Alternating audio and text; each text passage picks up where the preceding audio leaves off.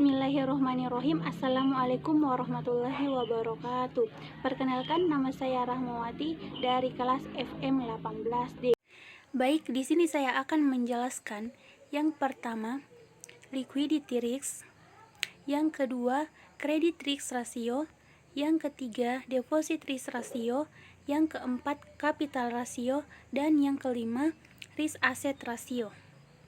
Yang pertama, liquidity risk. Liquidity risk merupakan rasio yang digunakan untuk mengukur risiko yang akan dihadapi bank apabila gagal untuk memenuhi kewajiban terhadap para deposannya dengan harga likuidit yang dimiliki.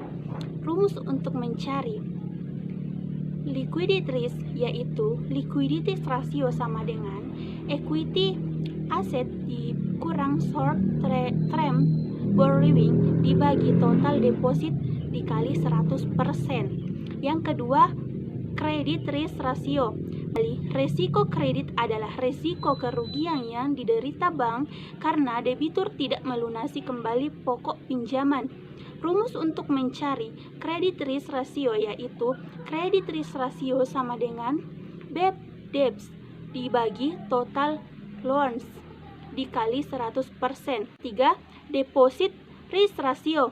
Menurut Teguh, deposit ratio adalah untuk mengukur kemungkinan bank tidak mampu membayar kembali dana yang disimpan para deposannya yang harus dijamin pembayarannya oleh kapital bank yang bersangkutan.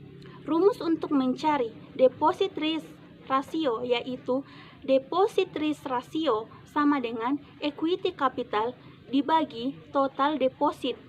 Yang keempat, capital ratio. Capital ratio adalah mengukur sejauh mana penurunan yang terjadi pada aset risk dapat ditutupi oleh equal capital yang tersedia.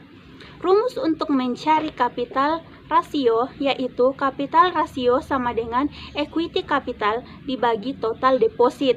Yang kelima, risk asset ratio. Menurut Kashmir, risk asset ratio merupakan rasio yang digunakan untuk mengukur kemungkinan penurunan risk aset.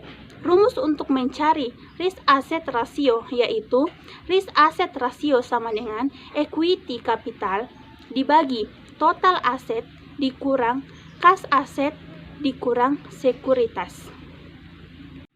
Baik, itulah tadi yang bisa saya jelaskan. Lebih dan kurangnya mohon dimaafkan. Assalamualaikum warahmatullahi wabarakatuh.